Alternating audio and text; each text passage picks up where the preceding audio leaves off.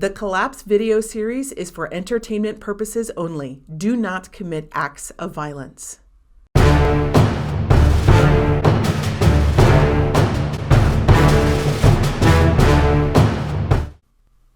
Two months since the collapse. Large gangs of marauders approach well-prepared rural towns. Scouts followed from a distance and were able to inform the towns of where the gangs of several hundred marauders would approach. While the small gangs of marauders could be taken out in a few minutes by a skilled patrol group for a single town, the large groups of marauders are too big for a single small town to manage alone. The towns have been working together to organize, knowing this was coming. What the marauders don't realize is that the rural patriots have a huge advantage. Along most of the population centers in the east and west, there are mountains within 60 to 100 miles of the city. Mountains create choke points for invading armies, narrow passages the army must filter through, where they are blocked on either side by steep inclines, sheer cliffs, or rivers. Mountains always give the advantage to the local residents, who can lie in wait along the best choke point. When the marauders arrive, the rural patriots are armed and prepared and are in much higher numbers in one place than the marauders expected. When the marauders enter the choke point, the patriots attack from the front and from the side next to the rear in order to prevent anyone from escaping and to prevent the groups of patriots from hitting each other. The marauders are armed and fire back, but they never had a chance. While there are casualties on both sides, it is the marauders who are wiped out. Their bodies are left on the road. The patriots lose 1 in 10 of their men. If they were more experienced and better trained, they may have avoided all casualties. Losing 10% of their men may be far fewer casualties than the marauders, but everyone has a family member or friend who was killed. In the Middle East, the battle between Iran and Saudi Arabia continues. Russia, wanting to gain hegemony in the region, agrees to send air power to support Iranian troops, but does not want to commit to troops on the ground when it is embroiled in a war in Ukraine. The addition of Russian air power is likely to tip the balance in favor of Iran, though no victory has yet been achieved.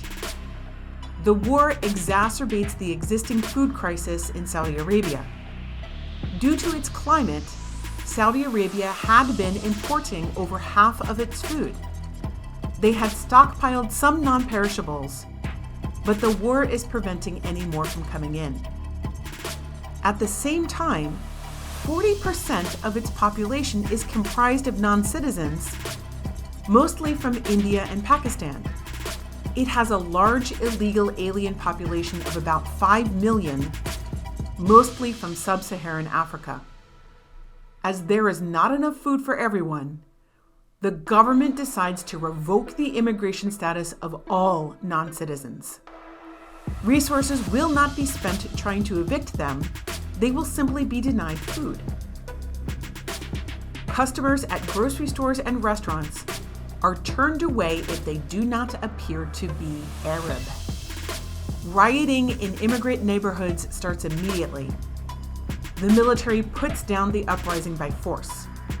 Immigrants must either leave on their own or starve. The loss of the American and Canadian crops is starting to be felt worldwide. The major harvests are in the fall, but normally some foods would be harvested in the summer, and some would be transferred from warehouses.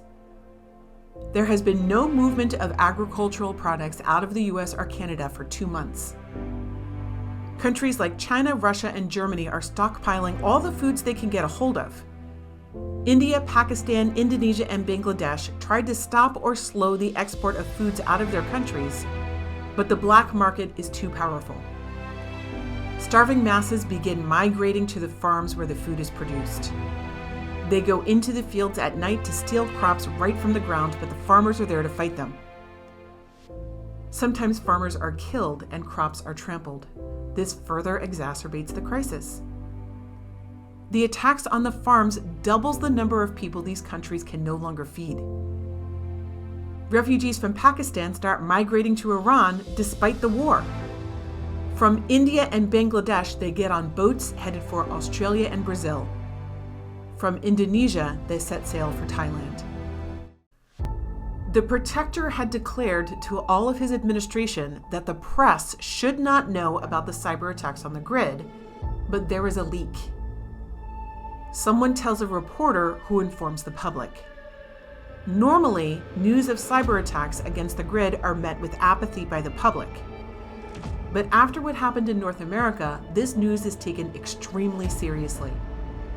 There is a general sense that it is only a matter of time before the same happens to Europe. Throughout Europe, there is a run on the grocery stores and banks again. People stop patronizing restaurants and retail stores. In a heartbeat, the panic threatens to undo all of the protector's achievements of the past 2 months. He is furious.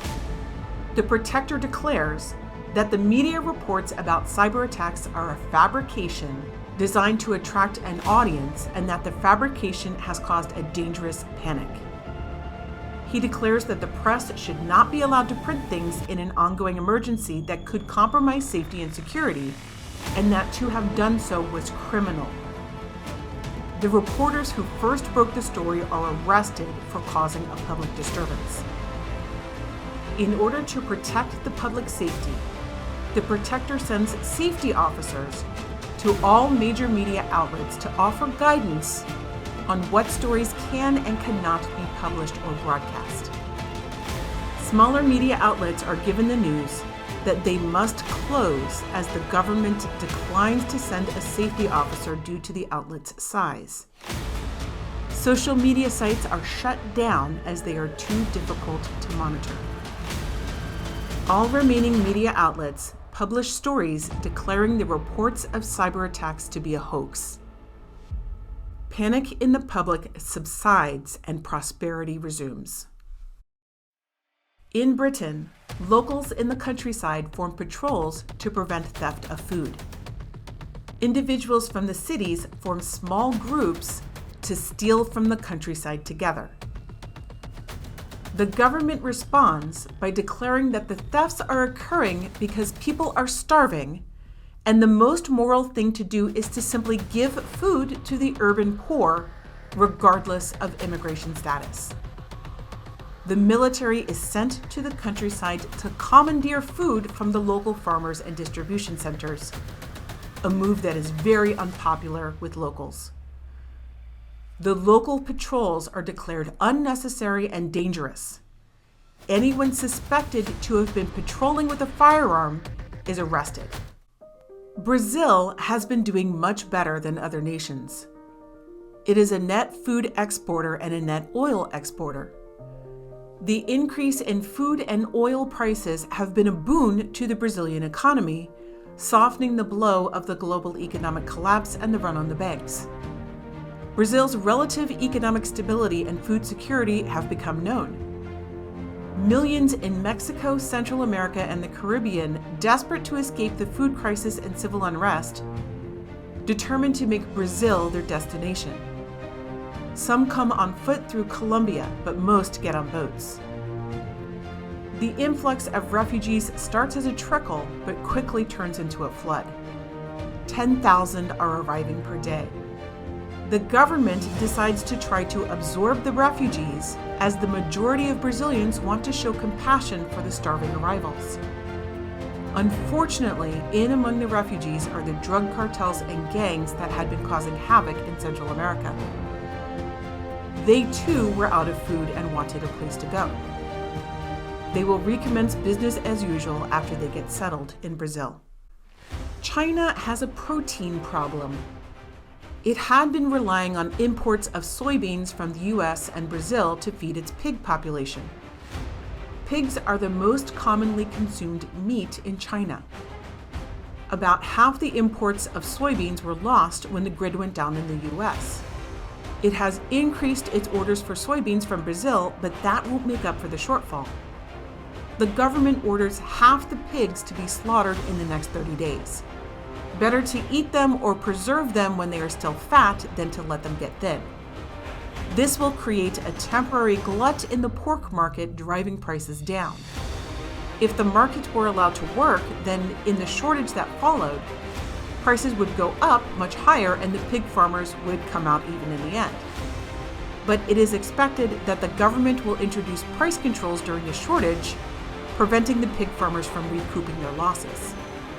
The pig farmers and their families want the government to compensate them now for the losses they will take in slaughtering half their pigs. The government refuses.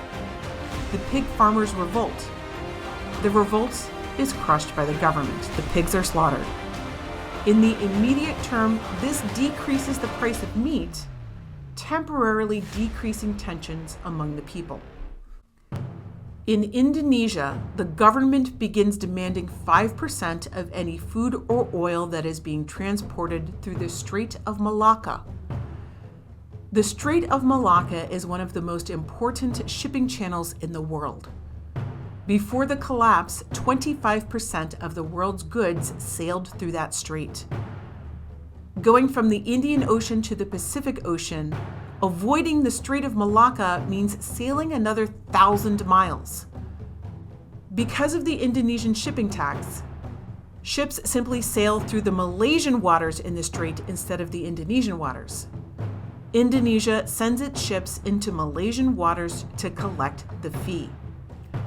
Malaysia does not want to go to war with Indonesia. The Indonesian Navy is superior to the Malaysian Navy.